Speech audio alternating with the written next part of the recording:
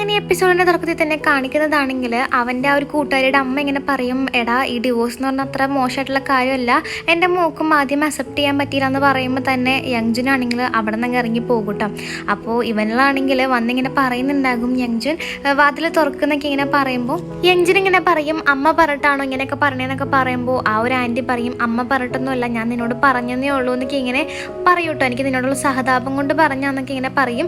എന്നിട്ട് കാണിക്കുന്നതാണെങ്കിൽ ആ ഒരു അച്ഛനെയും അമ്മേനെയാണ്. അപ്പോൾ സുനുവും ഇങ്ങനെ പറയുന്നുണ്ടാകും, നിങ്ങൾ ഒറ്റൊരാൾ കാരണം നമ്മുടെ കല്യാണം, മകൻ, നമ്മുടെ ആ ഒരു ഫാമിലിയൊക്കെ നിങ്ങൾ തകർത്തില്ലേ എന്നൊക്കെ പറഞ്ഞിട്ട് അവളാകെ സങ്കടപ്പെട്ട് നിൽക്കുമ്പോൾ അവനിങ്ങനെ പറയും, ഞാനതിന് എന്ത് തെറ്റാ ചെയ്തത്, ഞാനൊന്നും ചെയ്തിട്ടില്ല, നീയാണ്, നിൻ്റെ ഒരു കുരുട്ടുബുദ്ധി കാരണമാണ് എൻ്റെ എല്ലാം നശിപ്പിച്ച് കളഞ്ഞതെന്നൊക്കെ ഇങ്ങനെ പറയട്ടോ.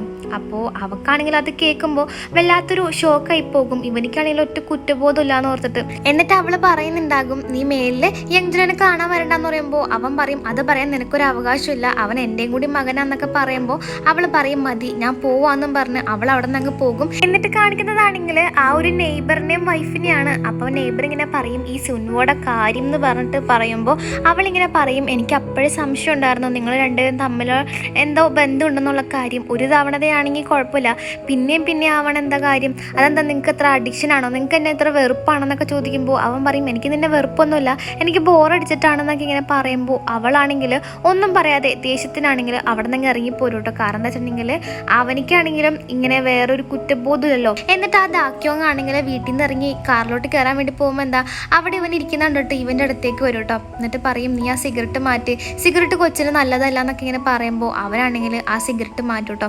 എന്നിട്ട് അവളിങ്ങനെ പറയുന്നുണ്ടാകും, ഞാൻ വേണമെങ്കിൽ നിനക്ക് വേണ്ടിയിട്ട് എൻ്റെ വീടും അമ്മയും അച്ഛനെയും എല്ലാവരും വിട്ട് വരാം, ഞാൻ നിനക്ക് വേണ്ടിയിട്ട് മാത്രം, നീ അത് ആലോചിച്ചിട്ട് പറയാനൊക്കെ പറയുമ്പോൾ അവനാണെങ്കിൽ അവളുടെ അടുത്ത് വന്നിട്ട് കെട്ടിപ്പിടിച്ചിട്ട് പറയും, ഒരുപാട് നന്ദി ഇടടി എന്ന് പറഞ്ഞ് അങ്ങനെ കെട്ടിപ്പിടിക്കും കേട്ടോ. എന്നിട്ട് കാണിക്കുന്നതാണെങ്കിൽ സുൻവു ആണെങ്കിൽ വീട്ടിലേക്ക് വന്നുകൊണ്ടിരിക്കുമ്പോൾ തന്നെ ആ ഒരു നെയ്ബർ വരുന്നുണ്ടാകും. എന്നിട്ട് ഇവളുടെ അടുത്ത് വന്നിട്ട് പറയും, നീ എന്നാലും ഇത്ര കാര്യം ഞാൻ ഓർത്തില്ല എന്നൊക്കെ പറയുമ്പോൾ സുൻവു പറയും, നിന്റെ ഹസ്ബൻഡിനെ കണ്ടോന്ന് ചോദിക്കും. എന്നിട്ട് പറയും, ഞാൻ എന്നോട് പറഞ്ഞില്ല, നിനക്ക് എന്ത് ചോദിക്കണമെങ്കിലും ചോദിച്ചോളാൻ, ഞാൻ പറയുമെന്ന് പറഞ്ഞതല്ലേ എന്നൊക്കെ പറയുമ്പോൾ അവൾ പറയും, നീ എന്നാലും ഇത്രയ്ക്ക് ദുഷ്ടിയാണെന്ന് അറിഞ്ഞില്ല, നീ എനിക്ക് പകരം ചെയ്യാൻ വേണ്ടിയിട്ടാണ് നീ എൻ്റെ ഹസ്ബൻഡിൻ്റെ ഒപ്പം കിടന്നതെന്നൊക്കെ ചോദിക്കുമ്പോൾ അവൾ ആന്ന് പറയും കേട്ടോ. നീയും അറിയണം, ഇങ്ങനെയാണ് എനിക്കും സങ്കടം ഉണ്ടാവാറ്, നിനക്കത് മനസ്സിലാക്കി തരാൻ വേണ്ടിയിട്ടാണെന്നൊക്കെ ഇങ്ങനെ പറയുന്നുണ്ടെങ്കിലും നമ്മുടെ സുൻമോൻ ഒരുപാട് ചീത്ത പറഞ്ഞിട്ട് അവളാണെങ്കിൽ പറയും, നീ എന്തായാലും ഡിവോഴ്സ് ചെയ്യാൻ പോകണല്ലേ, പക്ഷെ ഞാൻ ഒരിക്കലും ഡിവോഴ്സ് ചെയ്യില്ല, ഞാൻ എൻ്റെ ആ ഒരു ഫാമിലിനെ നശിപ്പിച്ച് കളയില്ല, നിന്നെ കൂട്ടല്ല ഞാനെന്ന് പറഞ്ഞ് അവൾ അവിടെ നിന്ന് അങ്ങ് പോകും കേട്ടോ. എന്നിട്ട് കാണിക്കുന്നത് അവളങ്ങനെ വീട്ടിലേക്ക് വരുമ്പോൾ ആ ഒരു ആൻറ്റിയൊക്കെ പോകും, ഒരുപാട് നന്ദിയൊക്കെ പറയും സുൻവോ അവളോട്. എന്നിട്ട് യങ്ജുൻ ഇങ്ങനെ ചോദിക്കും, അച്ഛൻ എന്തെന്ന് ചോദിക്കുമ്പോൾ അവൾ പറയും, അച്ഛൻ വന്നിട്ടില്ല എന്ന് പറയും കേട്ടോ. അപ്പോൾ യങ്ജുൻ പറയും, എപ്പോഴാണ് വന്നേന്ന് ചോദിക്കുമ്പോൾ ആ ഒരു സുൻവോ ഒന്നും പറയില്ല. എന്നിട്ട് പിറ്റേന്നാകുമ്പോൾ ദാക്യോങ്ങും ലിത്തയോ ആണെങ്കിൽ കിടന്നുറങ്ങിക്കൊണ്ടിരിക്കണായിരിക്കും കേട്ടോ. അപ്പോൾ അവളിങ്ങനെ പറയും, ഇനി നമുക്ക് എന്നും ഇങ്ങനെ കിടന്നുറങ്ങാലേ, ഇനി എപ്പോഴും നിന്നിങ്ങനെ ഒളിപ്പിച്ച് വിളിക്കണ്ടാലേ എന്നൊക്കെ ഇങ്ങനെ പറയുമ്പോൾ അവൻ പറയും, വേണ്ടെന്നൊക്കെ പറയും കേട്ടോ. അപ്പോൾ അവളിങ്ങനെ പറയും, നിൻ്റെ ഫിലിം എങ്ങനെ സക്സസ് ആയിക്കഴിഞ്ഞാൽ നമ്മൾ രക്ഷപ്പെട്ടു എന്ന് പറയുമ്പോൾ അവൻ പറയും, പക്ഷേ അത് നടക്കുമെന്ന് തോന്നല്ല, പ്രൊഡ്യൂസർമാരൊന്നും കിട്ടില്ല എന്ന് പറയുമ്പോൾ അവൾ പറയും, നിനക്ക് വേറെ ഇൻവെസ്റ്റർ ഒന്നുമില്ല എന്ന് ചോദിക്കുമ്പോൾ അവൻ പറയും, നീ വിചാരിക്കണ പോലെ അല്ല, സിനിമ ഇത്തിരി പാടാന്നൊക്കെ ഇങ്ങനെ പറഞ്ഞു നിൽക്കുമ്പോൾ തന്നെ അവിടേക്കാണെങ്കിൽ ഒരു കൊറിയർ വരും കേട്ടോ. അപ്പോൾ അവൻ നോക്കുമ്പോൾ അവൻ്റെ സാധനങ്ങളും പിന്നെ ഡിവോഴ്സ് നോട്ടീസ് ആയിരിക്കും. ആ ഒരു സമയത്ത് തന്നെ ഇവനാണെങ്കിൽ ഇവളെ വിളിച്ചിട്ട് പറയും, നീ എന്നാലും എന്ത് ഇതിനകത്ത് എനിക്ക് ഡിവോഴ്സ് നോട്ടീസ് തന്നെയെന്നും പറഞ്ഞ് റൈസ് ആവും കേട്ടോ. അത് മാത്രമല്ല എൻ്റെ പൈസയൊക്കെ ഉണ്ട് ആ വീട്ടിലെന്ന് പറയുമ്പോൾ അവൾ പറയും, നിൻ്റെ പൈസ എൻ്റെ പൈസക്ക് നീ മുതലാക്കിയതുള്ളൂ എന്നൊക്കെ ഇങ്ങനെ പറയും. അത് മാത്രമല്ല ആ കമ്പനിയും എൻ്റെ പൈസക്ക് ഉണ്ടാക്കിയതല്ലേ, നീ എംപ്ലോയീസിന് പൈസ കൊടുക്കാത്തതുകൊണ്ട് തന്നെ, സാലറി കൊടുക്കാത്തതുകൊണ്ട് തന്നെ അവർ ഞാൻ പറഞ്ഞാണ് കേൾക്കുള്ളൂ എന്നൊക്കെ ഇങ്ങനെ പറയുമ്പോൾ അവനിക്ക് ആകെ ദേഷ്യം വന്നിട്ട് അവൻ ആ ഡിവോഴ്സ് നോട്ടീസ് അങ്ങ് കീറി കളയും കേട്ടോ. അപ്പോൾ അത് കാണുമ്പോൾ ദാക്യോങ്ങെ അങ്ങ് ഇഷ്ടപ്പെടുന്നുണ്ടാവില്ല. എന്നിട്ട് ഹെൻസോനെ അന്വേഷിച്ച് അവൻ്റെ ബോയ് ഫ്രണ്ട് വരുമ്പോൾ മറ്റോട് പറയുന്നുണ്ടാകും, ഹെൻസോ ഇവിടെ നിന്ന് ക്വിറ്റ് ചെയ്ത് പോയി എന്നൊക്കെ പറയുമ്പോൾ അവനാണെങ്കിൽ നമ്മുടെ സുൻമോനെ വിളിച്ചിട്ട് ചോദിക്കും, ഹെൻസോ എന്തേ മര്യാദക്ക് പറയാന്നൊക്കെ പറയുമ്പോൾ ഡോക്ടർ പറയും, അതൊന്നും എനിക്കറിയില്ല എന്ന് പറയുമ്പോൾ അവൻ പറയും, ഞാൻ പറഞ്ഞ ആ പൈസ എന്നാ തരാത്തത്, തന്നില്ലെങ്കിൽ ഞാനത് പ്രശ്നമാക്കും എന്നൊക്കെ പറയുമ്പോൾ അവൾ പറയും, നിനക്ക് എന്തായാലും ക്രിമിനൽ ബാക്ക്ഗ്രൗണ്ട് ഉള്ളതാണ്, അതുകൊണ്ട് നീ എന്ത് വേണമെങ്കിലും പറഞ്ഞു, എനിക്കൊരു പുല്ലുമില്ലാന്നും പറഞ്ഞ് അവളങ്ങനെ ഹോസ്പിറ്റലിലേക്ക് ചെല്ലുമ്പോൾ എല്ലാവരും അവളെങ്ങനെ ശ്രദ്ധിക്കുന്നുണ്ടാകും. അപ്പോൾ അവളുടെ കൂട്ടുകാരി വന്നിട്ട് പറയും, എടി നമ്മുടെ ഹോസ്പിറ്റലിലെ വെബ്സൈറ്റിൽ നോക്കാൻ പറയുമ്പോൾ ഇവള് നോക്കുമ്പോൾ എന്താ ഏതോ ഒരു പേഷ്യൻ്റ് ആണെങ്കിൽ ഇവളെ പറ്റി ഒരുപാട് ഇങ്ങനെ ബാഡ് റിവ്യൂ ഇട്ടിട്ടുണ്ടായിരിക്കും കേട്ടോ, ഇവളെ പറ്റിയുള്ള കുറേ കംപ്ലയിൻറ്റ്സ് ഒക്കെ ഇട്ടിട്ടുണ്ടാകും. അപ്പോൾ അവൾക്ക് മനസ്സിലാകും ഇത് ഇവക്ക് എതിരായിട്ട് ആര് ചെയ്താന്ന് മനസ്സിലാകും. അപ്പം മറ്റേ കൂട്ടുകാർ പറയുന്നുണ്ടാകും, എടി നിൻ്റെ ഹസ്ബൻഡ് എങ്ങനെ ചെയ്താണോ എന്നൊക്കെ ഇങ്ങനെ ചോദിക്കും. അപ്പോൾ വക്കീലിനെ വിളിക്കുമ്പോഴാണെങ്കിലും വക്കീൽ ഇങ്ങനെ പറയണ്ടാകുന്നത് അവളുടെ ഹസ്ബൻഡ് ആയിരിക്കും എന്നാണ്, വേറെ ഒന്നുമല്ല, കൊച്ചിൻ്റെ കസ്റ്റഡി കിട്ടാൻ വേണ്ടിയിട്ടാണെന്നൊക്കെ ഇങ്ങനെ ഓരോ കാര്യങ്ങൾ പറയും. എന്നിട്ട് കാണിക്കുന്നതാണെങ്കിൽ ആ ഒരു ലിത്തിയോ ആണെങ്കിൽ ഓഫീസിലേക്ക് വീട്ടിലേക്ക് പോകാൻ വേണ്ടിയിട്ട് ഇറങ്ങും കേട്ടോ, ഈ ഒരു കൊച്ചിൻ്റെ കസ്റ്റഡിക്ക് വേണ്ടിയിട്ട്. അപ്പോൾ ദാക്യോങ് ഇങ്ങനെ പറയും, നീ എന്തിനും നിൻ്റെ കൊച്ചിൻ്റെ പുറകെ പോണേന്നൊക്കെ ചോദിക്കുമ്പോൾ അവൻ പറയും അതെൻ്റെ മകനാണെന്ന് പറയുമ്പോൾ ദാക്യോങ് പറയും അപ്പം എൻ്റെ വയറ്റിലുള്ള നിൻ്റെ കൊച്ചോ, എൻ്റെ കൊച്ചപ്പം അനാഥയാവില്ല എന്നൊക്കെ ഇങ്ങനെ പറഞ്ഞ് ഒച്ചപ്പാടുണ്ടാക്കിക്കൊണ്ടിരിക്കുമ്പോൾ തന്നെ അങ്ങടേക്കാണെങ്കിലും മറ്റേ ബോയ് ഫ്രണ്ട് വന്നിട്ട് പറയും നിങ്ങൾ ഹെൻസോനെ കണ്ടോന്ന് ചോദിക്കുമ്പോൾ അവൻ പറയും ഞങ്ങളെങ്ങനെ കാണാനാണ്, നീ വേറെ എവിടെയെങ്കിലും പോയി ചോദിക്കട്ടെ ഇറക്കാന്നൊക്കെ പറയുമ്പോൾ അവൻ ഇങ്ങനെ പറയും നിങ്ങൾക്ക് കാണാം വഴിയില്ലെങ്കിലും നിങ്ങൾക്ക് അതിലൊരു പങ്കുണ്ടെന്ന് ഇങ്ങനെ പറഞ്ഞിട്ട് പറയും നിൻ്റെ വൈഫ് നിങ്ങളെ പിന്തുടരാൻ വേണ്ടിയിട്ട് ഏൽപ്പിച്ച ആളാണ് എൻ്റെ ഗേൾ ഫ്രണ്ട് എന്നിങ്ങനെ പറയുമ്പോൾ അവരാകെ ഷോക്കായിട്ട് നിൽക്കും. എന്നിട്ട് കാണിക്കുന്നതാണെങ്കിൽ നെയ്ബറിനെയാണ്. നെയ്ബർ അങ്ങനെ വീട്ടിലേക്ക് വരുമ്പോൾ വൈഫാണെങ്കിൽ കൂടുതൽ മൈൻഡിലാണ്ട് നിൽക്കും. അപ്പോൾ അവനിങ്ങനെ പറയുന്നുണ്ടാകും നിനക്ക് എന്താ ഡിവോഴ്സ് വേണോ, ഡിവോഴ്സ് വേണമെങ്കിൽ പറ ഞാൻ ഡിവോഴ്സ് ചെയ്ത് തരാമെന്നൊക്കെ പറയുമ്പോൾ അവൾ പറയും ഞാൻ എന്തായാലും ഡിവോഴ്സിനൊന്നും പോകില്ല, എനിക്ക് ജോലിയില്ല, പിന്നെ എൻ്റെ കയ്യിൽ പൈസ ഇല്ല, അതുകൊണ്ട് നിങ്ങളുടെ ചിലവിൽ തന്നെയാണ് ഞാൻ നിൽക്കുള്ളൂ എന്നിങ്ങനെ പറയും കേട്ടോ. അത് മാത്രമല്ല നമ്മളിങ്ങനെ പോവുകയാണെങ്കിൽ എനിക്കൊരു കൊച്ചിനെ വേണം, അത് നിങ്ങൾ കോപ്പറേറ്റ് ചെയ്ത് തന്നാൽ മതി എന്നൊക്കെ പറയുമ്പോൾ അവനിങ്ങനെ പറയും ഞാനെന്നാൽ വേറെ പെണ്ണുങ്ങൾ നോക്കുന്നത് നിർത്താം, പക്ഷേ എനിക്ക് കൊച്ചുങ്ങളൊന്നും ഇതാക്കാൻ പറ്റില്ല എന്നിങ്ങനെ പറയും കേട്ടോ. കൊച്ചുങ്ങളെ ഉണ്ടാക്കാൻ പറ്റില്ല എന്നൊക്കെ പറഞ്ഞ് അവനങ്ങനെ നിൽക്കുമ്പോൾ അവൾക്കതങ്ങ് ഇഷ്ടപ്പെടുന്നുണ്ടാവില്ല. എന്നിട്ട് കാണിക്കുന്നതാണെങ്കിൽ നമ്മുടെ ആ ഒരു ഡോക്ടറിൻ്റെ അടുത്ത പേഷ്യൻ്റ് എന്ന് പറയുന്നത് ആ ഒരു പ്രശ്നക്കാരനായ പേഷ്യൻ്റ് ആയിരിക്കും. അപ്പം മറ്റേ സൈക്കാട്രിസ്റ്റ് ആയിട്ടുള്ള ഒരു ഡോക്ടറും കൂടെ നിൽക്കാമെന്നും പറഞ്ഞ് ആ ഒരു പുള്ളിക്കാരൻ ഇങ്ങനെ പറയും കഴിഞ്ഞ തവണ ഞാൻ അവിടെ ഒരുപാട് പ്രശ്നം ഉണ്ടാക്കിയെന്നറിയാം, ആ ഒരു പോലീസ് പറഞ്ഞു നിങ്ങൾ കേസ് കൊടുക്കണ്ട എന്നുള്ള കാര്യം എനിക്കറിയാം, എന്നോട് ക്ഷമിക്കണം, എൻ്റെ കയ്യിൽ നിന്ന് അബദ്ധത്തിൽ പറ്റിപ്പോയതാന്നൊക്കെ ഇങ്ങനെ പറഞ്ഞിട്ട് പറയും നിങ്ങൾ നല്ലൊരു ഡോക്ടറാണെന്നും പറഞ്ഞ് അയാളാണെങ്കിൽ അവിടെ നിന്ന് അങ്ങ് ഇറങ്ങിപ്പോകും കേട്ടോ. ആ ഒരു സമയത്ത് മറ്റവരിങ്ങനെ ചോദിക്കും ഇപ്പം സമാധാനമായില്ലെന്ന് പറയുമ്പോൾ അവൾ ആന്നൊക്കെ പറഞ്ഞ് നിൽക്കുമ്പോൾ തന്നെ അവിടുത്തെ ആ ഒരു ചീഫാണെങ്കിൽ ഇവള് വിളിച്ചിട്ട് ചെല്ലാൻ പറയട്ടോ. ചെല്ലുമ്പോൾ എന്താ ആ ഒരു ഹെൻസോടെ ബോയ് ഫ്രണ്ടും കെട്ടവനും ഉണ്ടാകും. അപ്പോൾ ഈ ഡോക്ടർ ഇങ്ങനെ പറയുന്നുണ്ടാകും എന്താ ഈ കേൾക്കുന്നത്, നീ നിൻ്റെ പേഷ്യൻറ്റിൻ്റെ ഇങ്ങനെ ഹസ്ബൻഡിൻ്റെ കാര്യത്തിന് വേണ്ടിയിട്ട് പറഞ്ഞു വിട്ടോ എന്നൊക്കെ ചോദിക്കുമ്പോൾ അവൾ പറയും ഒരിക്കലും ഇല്ല, അങ്ങനെയൊന്നും അല്ല എന്നൊക്കെ ഇങ്ങനെ പറയും കേട്ടോ. അപ്പോൾ ബോയ് ഫ്രണ്ട് ആണെങ്കിൽ അവിടെ നിന്ന് ഇറങ്ങുന്ന സമയത്ത് അവളോടത്ത് പറയും മര്യാദക്ക് എനിക്ക് ആ പൈസ തന്നിരുന്നെങ്കിൽ ഇത്രക്കും പ്രശ്നമൊന്നും ഉണ്ടായില്ലല്ലോ എന്നും പറഞ്ഞ് അവിടെ നിന്ന് ഇറങ്ങുന്നുണ്ടാകും. അപ്പോൾ ആ ഒരു ഹസ്ബൻഡ് ഇങ്ങനെ പറയുന്നുണ്ടാകും ഇവളുടെ അമ്മ എങ്ങനെയായിരുന്നു, അവളുടെ അമ്മ ഇങ്ങനെ ഡിവോഴ്സ് ചെയ്യണ സമയത്ത് സ്വന്തം കാർ ഓടിച്ചിട്ട് ആക്സിഡൻറ്റ് പറ്റിയിട്ടാണ് അവർ രണ്ടുപേരും മരിച്ചത്. ഇനി അവളും അങ്ങനത്തെ ഒരു മെൻ്റൽ സ്റ്റേജിലാണെന്ന് തോന്നുന്നു, ഇവൾക്ക് എന്തായാലും ഒരു സൈക്കാട്രിസ്റ്റിൽ ഒരു ഇത് കൊടുക്കണം, ഇങ്ങനെ ഒരു അപ്പോയിൻമെൻറ്റ് കൊടുക്കണം എന്നൊക്കെ പറയുമ്പോൾ അവൾക്കാണെങ്കിൽ അതൊക്കെ ദേഷ്യം വരും കേട്ടോ. ശരിക്കും പറഞ്ഞാൽ അവളന്ന് കണ്ട് ഷോക്കായ ഒരു ആക്സിഡൻ്റ് ഇല്ലേ, അത് അവളുടെ അച്ഛൻ്റെയും അമ്മയുടെയും ആക്സിഡൻ്റ് ആയിരിക്കും. അപ്പോൾ അവൾ പറയും എൻ്റെ മകന് വേണമെന്ന് ഓർത്തിട്ടാണ് നീ ഇങ്ങനെയൊക്കെ പറഞ്ഞത് എനിക്കറിയാം, പക്ഷെ എന്നാലും ഞാൻ എൻ്റെ മകൻ നിനക്ക് തരില്ല എന്നും പറഞ്ഞ് അവളാണെങ്കിൽ അവിടെ നിന്ന് ഇറങ്ങിയോളൂ കേട്ടോ. അപ്പം പുറകെ ഇവനും പോകുന്നുണ്ടാകും. അങ്ങനെ ഇവളാണെങ്കിൽ ആ ഒരു സ്കൂളിൽ വന്നിട്ട് അവനെ വിളിച്ചിട്ട് പോരും. അങ്ങനെ വിളിച്ചിട്ട് പോരുമ്പോൾ ഇവൻ ചെന്ന് നോക്കുമ്പോൾ എന്താ അവർ പറയുന്നുണ്ടാകും അവനെ അമ്മ വിളിച്ചെന്നുള്ള കാര്യം.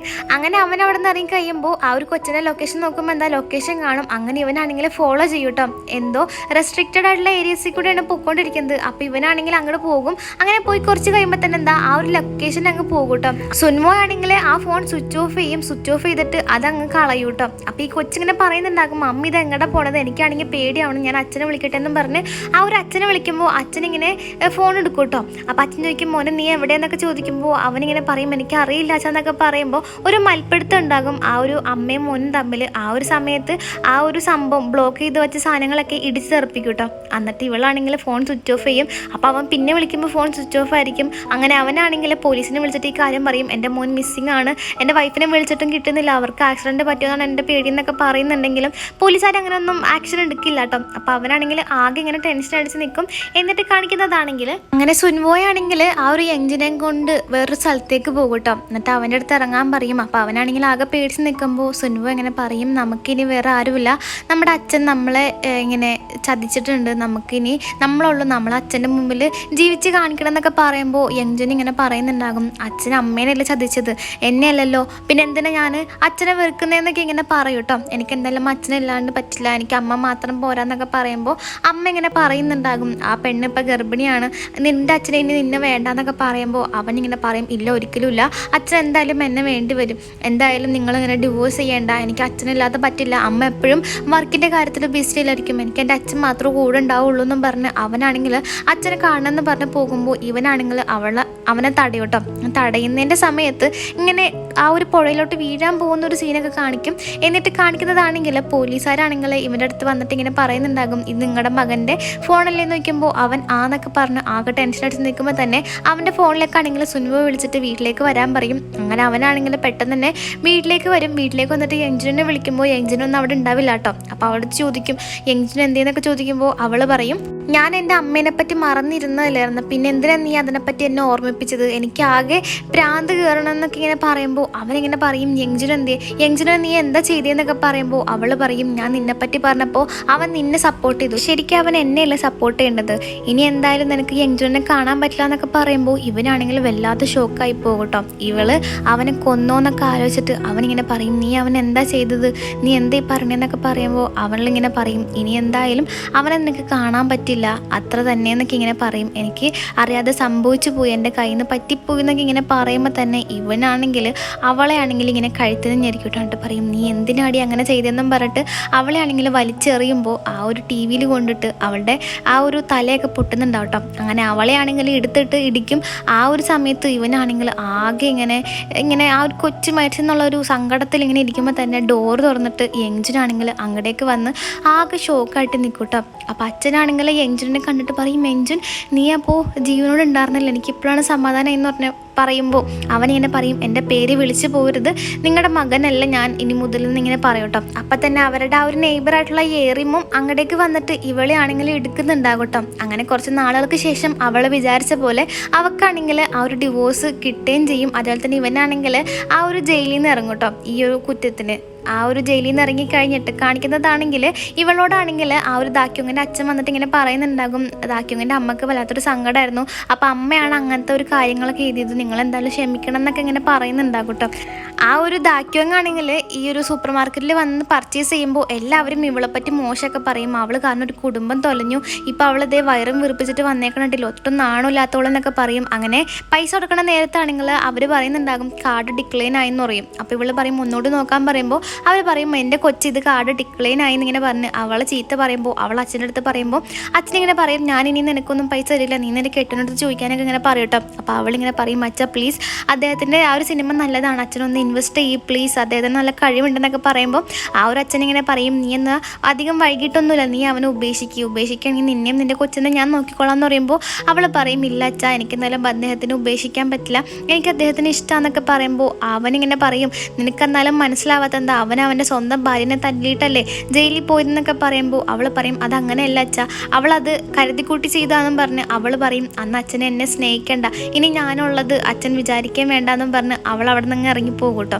അപ്പോൾ നമ്മുടെ പെങ്കൊച്ചിനാണെങ്കിൽ അവർ ഈ നാട്ടിൽ നിന്ന് തന്നെ പോകുന്ന ആ ഒരു ന്യൂസൊക്കെ കിട്ടിയിട്ടുണ്ടാകും. അങ്ങനെ അവളും കൊച്ചും ഇങ്ങനെ കോഫിയൊക്കെ കുടിച്ച് നിൽക്കുമ്പോൾ തന്നെ എന്താ ഈ ദാക്യോങ്ങ് ഷോപ്പിംഗ് കഴിഞ്ഞ് വരുമ്പോൾ ഇവൻ വന്ന് പിക്ക് ചെയ്യുന്നുണ്ടാകും കേട്ടോ. അപ്പോൾ അവളതൊക്കെ കണ്ടിട്ട് ഇങ്ങനെ ആശ്വസിച്ച് നിൽക്കും. എന്നിട്ട് കാണിക്കുന്നത് 2 കൊല്ലങ്ങൾക്ക് ശേഷമാണ്. അങ്ങനെ ആ ഒരു ഹോസ്പിറ്റലാണെങ്കിൽ ക്രിസ്മസ് സെലിബ്രേഷൻ്റെ ഭാഗമായിട്ട് ഉള്ള ഒരുക്കങ്ങളൊക്കെയാണ് കേട്ടോ. അങ്ങനെ ആ ഒരു ഒരുക്കങ്ങളുടെ സൈഡിൽ കൂടി ആണെങ്കിൽ ഏതോ ഒരു ഇൻവിറ്റേഷൻ കാർഡും ഇങ്ങനെ അടിക്കുന്നുണ്ടാകും. അങ്ങനെ സുൻവു ആണെങ്കിൽ നമ്മുടെ സൈക്കാട്രിസ്റ്റ് ഡോക്ടർ കിമ്മിനെ ഇങ്ങനെ പരിശോധിക്കുന്നുണ്ടാകും. അപ്പോൾ ഡോക്ടർ പറയും അഡ്മിറ്റ് ആവേണ്ടി വരുമെന്ന് വയ്ക്കുമ്പോൾ അവൾ പറയും ഇല്ല മെഡിസിൻസ് കഴിച്ചാൽ മതി, പനി ഇപ്പോൾ കുറഞ്ഞിട്ടില്ല എന്നൊക്കെ പറയുമ്പോൾ അവനിങ്ങനെ പറയും നിൻ്റെ കാര്യം ഇപ്പം എങ്ങനെയുണ്ട്, സ്ട്രെസ്സൊക്കെ കുറഞ്ഞോന്ന് വയ്ക്കുമ്പോൾ അവൾ പറയും ചെറുതായിട്ടൊരു കുറവുണ്ട്, പക്ഷെ എന്നാലും ഡ്രിങ്ക്സ് എനിക്ക് കുറയ്ക്കാൻ പറ്റുന്നില്ല എന്നൊക്കെ പറയുമ്പോൾ അവൻ പറയും അങ്ങനെയാണെങ്കിൽ ഞാനൊരു സജഷൻ തരാം, നീ ഒരു ഡേറ്റിംഗ് ഒക്കെ ചെയ്ത് കഴിഞ്ഞാൽ അതിലൊക്കെ മാറ്റം ഉണ്ടാകുമെന്ന് പറയുമ്പോൾ അവൾ പറയുമ്പോൾ എന്തായാലും സജഷന് ഒരുപാട് നന്ദി, എന്തായാലും പൊക്കോളാൻ പറഞ്ഞ് അവനെ പറഞ്ഞു വിടും. അങ്ങനെ അവളാണെങ്കിൽ റെഡി ആയിട്ട് അവിടെ നിന്ന് ഇറങ്ങും കേട്ടോ. അപ്പോൾ അവളുടെ കൂട്ടുകാരിക്കൊക്കെ ആണെങ്കിൽ ആ ഒരു ഇൻവിറ്റേഷൻ കിട്ടിയിട്ടുണ്ടാകും. അങ്ങനെ അവിടെ നിന്ന് വീട്ടിൽ നിന്ന് ഇറങ്ങി കഴിയുമ്പോൾ എന്താ ആ ഒരു നെയ്ബറിനും ഇൻവിറ്റേഷൻ കിട്ടിയിട്ടുണ്ടാവും കേട്ടോ. അപ്പോൾ ഹസ്ബൻഡ് ചോദിക്കും നീ പോകുന്നുണ്ടോയെന്ന് ചോദിക്കുമ്പോൾ അവൾ പറയും ഞാൻ പോകില്ല, നിങ്ങൾ പോകണ്ടോന്ന് ചോദിക്കുമ്പോൾ ഹസ്ബൻഡ് പറയും ഞാനൊന്നും പോകില്ലെന്നും പറഞ്ഞ് അവനങ്ങ് പോകും കേട്ടോ. അങ്ങനെ ഇവളാണെങ്കിൽ യങ്ജുനെ വിളിച്ചിട്ട് വീട്ടിലോട്ട് കയറും. കുറേ കത്തൊക്കെ ഉണ്ടാവും കേട്ടോ കയ്യിൽ. എന്നിട്ട് പറയും ഞാൻ ഇന്ന് വീട് നോക്കാൻ പോയിട്ടുണ്ടായിരുന്നു, ലക്ഷറീസ് ആയിട്ടുള്ള വീടില്ലേ അത് നോക്കാൻ വേണ്ടി പോയതാന്ന് പറയുമ്പോൾ അവൻ പറയും എൻ്റെ നമ്മൾ വീട് മാറാൻ വേണ്ടി പോകണമെന്ന് നോക്കുമ്പോൾ അവൾ പറയും ഇല്ല ഞാൻ ജസ്റ്റ് നോക്കിയതാന്ന് പറഞ്ഞ് നോക്കുമ്പോൾ എന്താ ഈ ഒരു യങ്ജുൻ്റെ പേരിൽ ഒരു കത്ത് ഉണ്ടാവും കേട്ടോ. അപ്പോൾ ഇവള് നോക്കുമ്പോൾ എന്താ ഇവൻ്റെ ആ ഒരു തിരിച്ചു വരവിനായിട്ടുള്ള ഒരു കത്തായിരിക്കും, അവരുടെ വീടിൻ്റെ കത്തായിരിക്കും കേട്ടോ. ഇവള് കാണാൻ പോയ ആ ഒരു ലക്ഷറീസ് ആയിട്ടുള്ള ഒരു വീട് അവൻ വച്ചതായിരിക്കും. അപ്പോൾ അതിൻ്റെ ബാക്കിലാണെങ്കിൽ ജെനീസ് ഹൗസ് പാർട്ടി എന്നും പറഞ്ഞിട്ട് അവരുടെ ഫാമിലി ഫോട്ടോ കാണുമ്പോൾ ഇവള് വല്ലാതങ്ങ് ഷോക്കായിട്ട് പോകും. അപ്പോൾ ഇതോടെയാണ് കേട്ടോ നമ്മുടെ എപ്പിസോഡ് 6 തീരുന്നത്. ഇഷ്ടപ്പെട്ടാൽ സബ്സ്ക്രൈബ് ചെയ്യണേ.